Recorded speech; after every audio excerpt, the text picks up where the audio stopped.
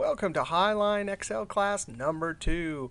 Hey, if you want to download this workbook, go to my YouTube channel and click on my college website link and you can download this. Those of you that are enrolled in this class, just go to our week 1 website. Hey, the next 4 or 5 sheet tabs have important information about formulas. We're going to basically do 3 weeks of basic Excel formula in 10 or 15 minutes here. Now, I have some information over here about definition of a formula. That's anything that starts with an equal sign. And then the types of things, cell references, operators, functions, text, ampersand, numbers, and even arrays that can go into formulas, and the different methods to enter formulas. So I want to show you an example of each one of those. The first one is, hey, here's sales and expense and net income. Equal sign is the character that tells Excel this is a formula. And I'm going to put a cell reference. Now, you can take your cursor and click like that. And then I'm going to type an operator, a minus sign. And then instead of using my mouse, I'm going to use my up arrow key. Right? And so that's the formula. It has an equal sign, a cell reference, and an operator. All right, so net income was a loss. Now, that's a formula. We're going to do a formula here, but we're going to use a built-in function, the sum function. The keyboard shortcut for auto sum is Alt equals. Notice there still fits the definition of a formula, equal sign, first character in the cell. It's got a built-in function, sum, and then in parentheses, it has its arguments, which means the elements that the function used to calculate. Notice this is a range, B5 all the way to B7. Now I'm going to hit Enter. So that was a formula with a built-in function. Now let's do another type of formula. We're going to use a text formula, equals, and I'm going to get this cell reference right here. And then I'm going to use the ampersand. This is the join symbol, almost as important as the equal sign, because lots of times we want to join things together. So ampersand, and since we want is the total, I'm going to put that in quotes. Text in formulas has to be in quotes. Is the total. Now, spell check doesn't work after you hit Enter. Spell check will not spell check those words. So I'm going to click back here and hit F2, which is the edit key. If you're going to spell check, you got to do it while you're in edit mode, which means F7, and then it would go ahead and spell check. Enter, enter, enter. All right, now we're going to do a formula to calculate monthly rate. Equal sign, we're going to get a cell reference, an operator, the division operator, and watch this. We're going to type a number into a formula. The only time you type numbers into formulas is when they don't change. The number of months in 1 year doesn't change, so it's OK to hard code that into your formula. Whereas we used a cell reference and put this number there because rates change all the time. That is an unbelievably important rule that many people totally ignore as they build spreadsheets. And then what happens? It's hard to update all of your formulas if you have things like interest rates hard-coded into your formula. That is a great formula. When you take a test from me and you do a formula like that, you get lots of points. If you were to hard-code this in here, it would basically be worth nothing. Not efficient spreadsheet construction. All right, enter, enter, enter. Now I want to talk about, we talked about the elements. The only thing we didn't talk about was an array. We'll talk about that later, like week 9. But here I want to talk about different methods to enter your formula. All right, let's calculate the formula for monthly interest rate. I'm going to get that 18% divided by 12. Now watch this. I'm going to hit Enter. Enter. Oh, what happened? The formula went in the cell and the cursor went down. Let's try another one. Equals that 12% divided by 12 and then Enter. Okay, that's how most people enter their formulas, using Enter. But I want to show you 4 other methods and then 1 disastrous method. All right, this is we're adding, so I'm going to Alt equals. And instead of hitting Enter, my goal is not to go down because I'm going to create some formulas, but I immediately need to either copy or format this cell. In our case, we're going to format. So instead of hitting Enter and then clicking back up or using your arrow key, when you're in edit mode, hit Ctrl Enter. Notice we have one cell highlighted If you have one cell highlighted, Ctrl Enter says, hey, put the formula in the cell and keep that cell highlighted. Now, I can Control 1, which is the keyboard shortcut for format cells, Control 1. Go to number and add currency. And I want a symbol here, a $ symbol. Now I'm going to hit Enter, Enter, Enter. Now we're going to talk about tab. Tab, you can put a formula in. But now I'm going to show you the fatal mistake that many people make. And this is what not to do when entering a formula. So our formula here is just simply to calculate total units times the price per unit. Equals a cell reference, an operator multiply, and another cell reference. Now watch this. If you think you're going to be able to use your mouse to select over here and put that formula in, you're wrong. Because what happens when you're in edit mode, the arrow keys are converted to selecting cell references. Notice right here it says point mode. That means you can click and point and get your cell reference. Also, your arrow keys do the same thing. So that's why you do not want to use your arrow keys. It's one of the most common mistakes. You know, it works in Word when you have something highlighted and then you click over here, but not in Excel when you're making formulas. Now, you can use your F2 key to get into edit mode. Notice it went from edit to point, right? So now what does your cursor do? Oh, it moves through the formula. If you hit your F2 key, you get to enter. Then if you click right here, it does enter. But just don't use the arrow keys because so many formulas get wrecked when you use. Now it's in edit. When I hit F2 again, it's in either enter or edit mode there. But the rule is, don't use your cursor, right? Because you don't want to get all messed up. I'm going to hit Tab because my goal is, when do you use Tab to put a formula in? Oh, because my next formula is over here, so it's more efficient to go over here. So Tab, Tab. And then I'm going to do a formula for price equals the cost divided by 1 minus the markup on sales price. Don't worry about that right now. We're not talking about the math of it. We're just talking about how to enter formulas. So now I'm going to hit Enter because I want to go down. Enter, Enter, Enter. I'm going to come over here. Now I want to show you, if you start your formula here and your goal is to do another formula over here, we're not going to use Enter, Control, Enter, Tab. We're going to type in equals, get this formula, divide by 1 minus the markup. And since our goal is to go this way, I'm going to use Shift Tab.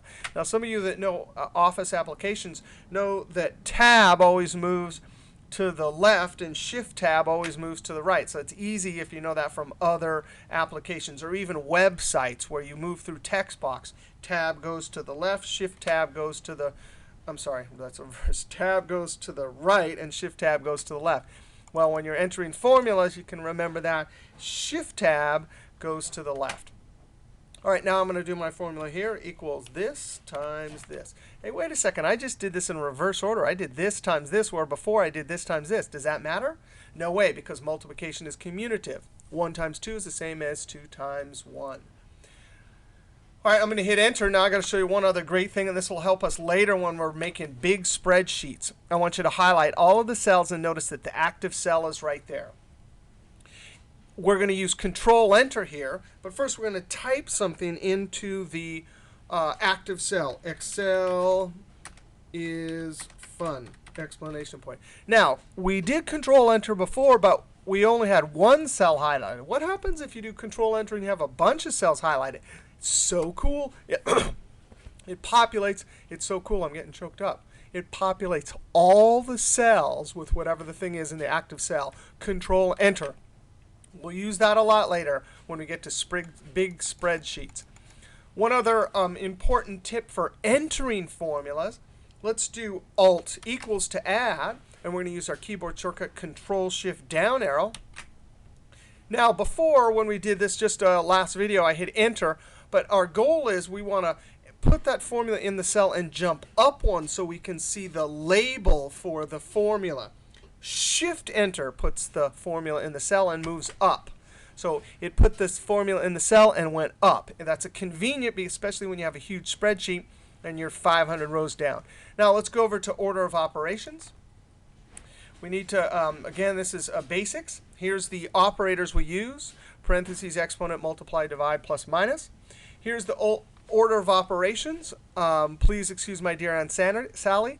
When you're doing math, you do everything in the parentheses first, then exponents, then all multiplication and division left to right, and then adding and subtracting left to right. Now, here's the really cool list. Here's Excel's order of operations. What? A colon? That's because sometimes there's a colon between ranges. A comma, we'll talk about that later, but you can have a union. So it starts with parentheses, colon,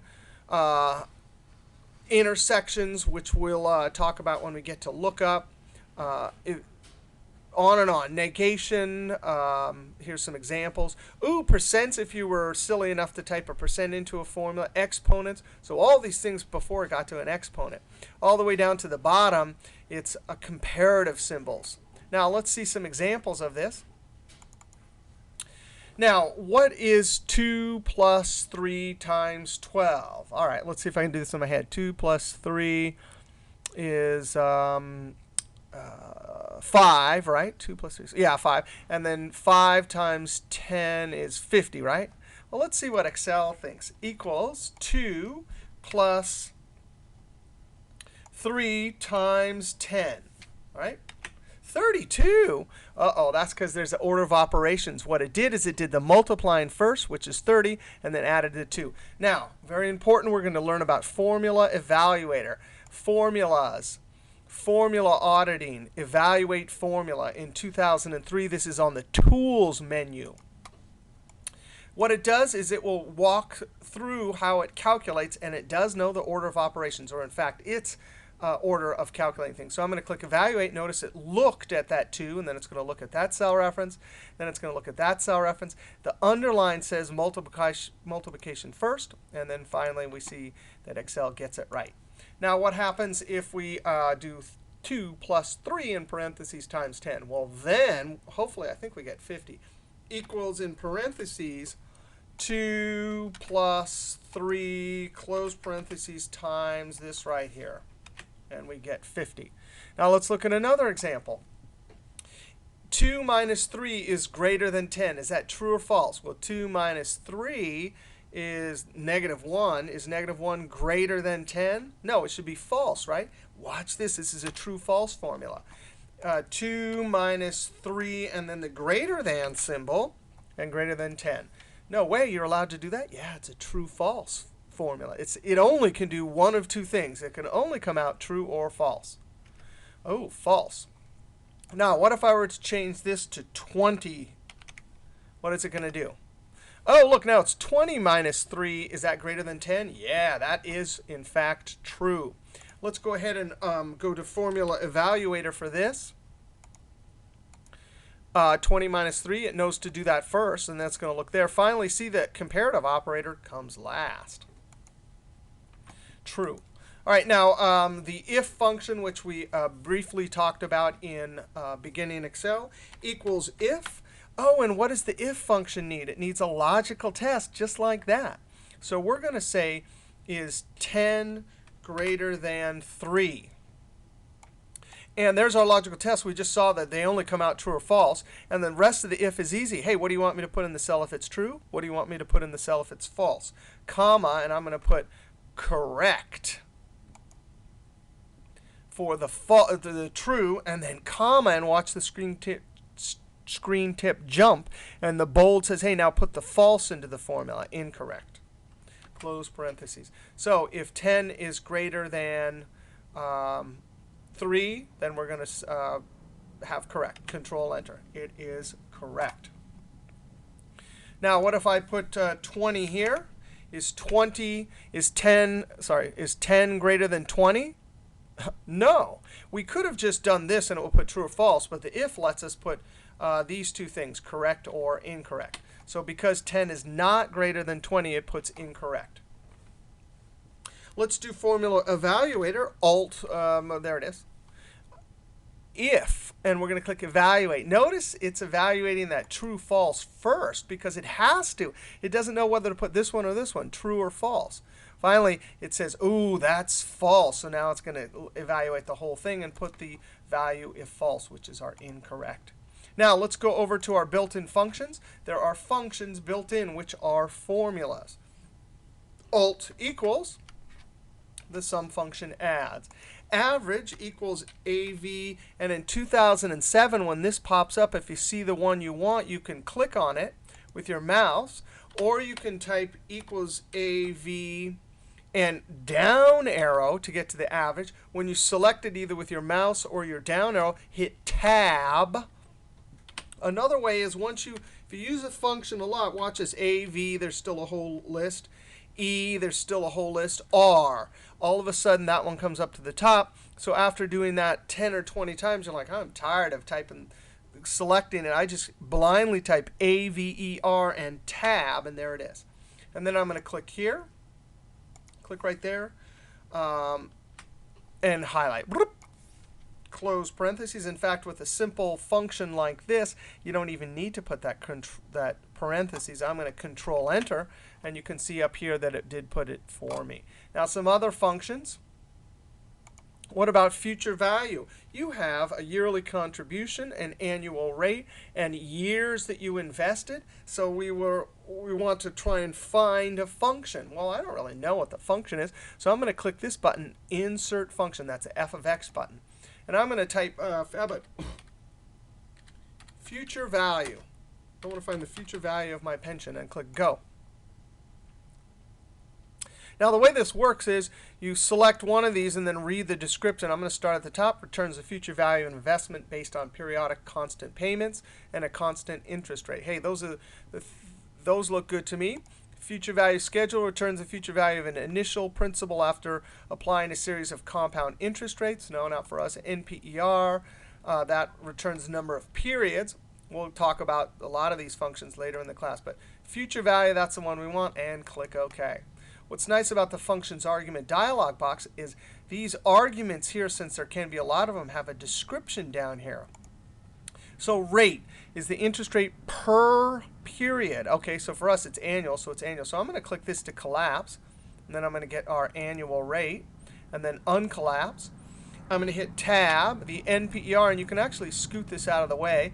NPER is the total number of periods, so I'm going to click there and Tab. The payment, oh, we have a payment, but watch this. When you pay out $4,000, that's a minus. It's going out of your wallet, so we're going to put a minus here. Now, here's something important. See these ones in bold?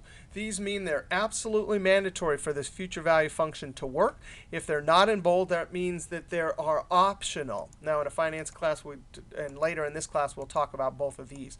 Another important feature is it shows you a preview over here, and it shows you the result here and here. If you need help on this function, like it's a function you've never used or you're in the middle of a test, or you're trying to do something for your boss at work and you forgot how to use it, click on this help. Oh, there's some great examples in this. I'm going to click OK. And it looks like we'll have, under our assumptions, $483,199 when we retire. Now, what about this right here? I want to actually put a label. Again, we're going to use the ampersand. So I'm going to say equals, and in quotes, at retirement, I will have end quote. I'm going to hit F7 because I'm such a bad speller. And then I'm going to use the ampersand. And now, if I click on this right here, watch what happens. Ooh, yuck. That's an unrounded number. That's because there's format there. Now, in the beginning Excel, we talked about format. And we'll talk about it coming up in our another video. But that's hiding all those decimals. So in this label, I want to be able to, I'm going to hit F2. I'm going to use the dollar function, DO dollar. Notice all I had to do there was type, because I use this all the time, DO. I know as soon as I type DO that it's bold, so I hit Tab, and there it is. The dollar function does one thing. It takes unrounded numbers. It rounds them, in our case, by default to 2 decimals, and applies a currency format for a text formula. That's it. That's what the dollar function does. So it looks like we have our label there. Now, what if we change this to 4%? Notice not only does our future value function, but also our label here changes. Now, I'm going to scoot this back here. Vlookup. This is something we briefly talked about in basics. We'll talk about this in great detail in this class, but this is just a little brush up on the basics. Here's your score for the class. And down here is your table. Whoops. Guess I can't quite fit this on. Oh, I'll leave that there. Our table. Here's your score, and in this cell you want your grade. Well, here's how it works. You have a table. It starts at small and gets bigger, ascending. As soon as here's your 85.5. You look at this in your brain. You keep it in your brain. You go over here. You keep racing down the column. Let me see if I can change the width here so we can see the whole thing. So there's your score, and we want our grade here. You put this in your brain. You go racing down this column. As soon as you hit a value bigger than yours, you have to jump back here, right? This is just doing it by hand. You say, OK, so the grade is over here.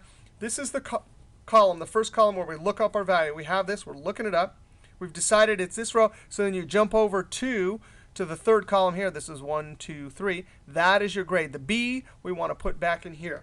So if I did that, all of that by hand, then I'd have to spend a lot of time. Luckily, there's a function that will do it. Equals Vlookup. Notice equals VL. Once you get the hang of knowing what functions you use, I know that that's bold, so I simply hit Tab. Lookup value, that's what we want to look at. That's what we're looking at to determine what the grade is. Now, comma, notice Vlookup, it's bold. It reminds you that you need a comma. I'm going to type comma. The table, where is the table that we're looking up? Oh, this whole table right here. So I highlight the whole thing. Remember, for Vlookup, you want this assorted from smallest to biggest. Column 1, 2, 3. So then I hit comma, and now it says, where in the world is the grade? Where's the column index? Because right now it doesn't know whether to take it from this one, or this one. We actually want to take it from the third column, so we have to put a number 3. Comma, do we want an approximate match or an exact match? You use exact match when you have words that you're looking up. But here, notice that's 85.5. We don't have an exact match, but we still want to return this row. So I'm going to put not true. I'm going to put 1. In this class, we will put 1 for true and 0 for false. Close parentheses and Control Enter. It got to be. Now, let's check it. Let's change this to 60. Oh, bummer. We got a D. Notice it started here. It went until it tried to find a bigger one. The bigger one is 75, so it jumped back to this. So technically, for this category, here's a description. And this is how Vlookup with a 1 works. With a 1 right there. Greater than or equal to 60, but less than 75. So it's always greater than or equal to this. So it can be equal to this or greater, but it has to be less than the next one. And so it returned a D. What's another function that we saw in Excel Basics? We saw how to do an if, which we already briefly talked about. Here we want to check the balance. So I'm going to say equals if, and what is the logical test? Oh, it's in accounting, we say are debits equal to credits. Notice a cell reference and a cell reference and a comparative operator. That's the logical test. Notice if you're asking, is this equal to this? What are the two answers? There's only 2, true and false. Comma, what do we want to put in the cell? If it's true, we want to say in balance. Comma, notice how the screen tip is polite. It jumps to the next one and says, hey, what do you want to put in the cell? It's reminding you. Ooh, I can't spell. It's reminding you right here. Hey, what do you want in the cell if it's false? I'm going to put not in balance. Be careful. At least I have to be careful since I'm such a bad typer. Because once you hit Control Enter, spell check won't get it. So what we did, true, false, what to put in the cell of true, what to put in the cell of false. All right, why in the world does it say not in balance? Oh, well, there it is. It's not in balance. Hit the F9 key, because I have this set up to randomize. Notice we have 1163 and 1160. Why does it say not in balance? Oh, that sure looks in balance. It looks in balance, looks in balance. Oh, there, that one's, okay, so that makes sense. Hey, guess what? It's formatting. If you increase the decimals on all this, home, and then increase the decimals, you can see that formatting was tricking us. This is an unrounded number here with a 591, whereas here it just says 1.59. So what? Let's just check this to make sure. Let's go ahead and I'm going to copy these, Control C. I'm going to highlight this whole range here. And guess what? I'm going to go up to Home and Paste. And there's a Paste Special right there. And I want to say Paste Values, Values, and then click OK. Now we can see that they're both the same with the decimals expanded. I'm going to click Escape to turn off those dancing ants. There it is. So now it says in balance. If we were to change this one to 2.22, then it says, oh, it still says 2.22. If we were to change this one to 2.42, now it says not in balance. All right, those are some built-in functions. All of these are formulas. They just have a function with an equal sign before it. Now let's go over to our next tab. I want to show you that you can mix. You can actually have a function inside of a larger formula. Here we want to calculate net income. Net income is sales minus all the expenses equals this. Notice we have an equal sign, a cell reference, and an operator minus. Now we're going to type SUM and then highlight all these. Close parentheses. So that formula, equal sign, cell reference, operator, and a function. Control Enter. One last topic. There are efficient formulas and non-efficient formulas. Let me show you an efficient formula for adding. Alt equals is the keyboard shortcut for AutoSum. Notice C2 colon C8. Very important. Now let's do a really bad formula. Equals this plus this plus this plus this. You wouldn't believe how many spreadsheets are built just like this. And let me show you why. It's not. In fact, the first day of my accounting job, the accountant gave me a template, and all the addition from the person who worked before me was like this. And I said, hey, can I please make some more efficient formulas? And she said, sure, of course. All right, here's what happens. And I showed her this. I said, watch, if you insert here and put a number right here, 22. This one updates, right, because it had a colon. That's an efficient formula because you can structurally update it, and it will update. But watch this. If I click in this cell and hit F2, which is edit mode, it just totally doesn't have C4 in there. It goes from C5 to C6. Don't do formulas like this. You do it on a test, it's 0. Right? This is inefficient. This is efficient. Just like one other thing, the other major efficiency topic for formulas is when we did our interest rates right here. If you have numbers that vary, they're cell references. Numbers that don't vary, that don't change, are hard-coded in. That's OK. If you were to hard-code in that 18%, that would be very inefficient. All right, when we come back in our next video, we'll talk about a couple more topics to brush up on basics.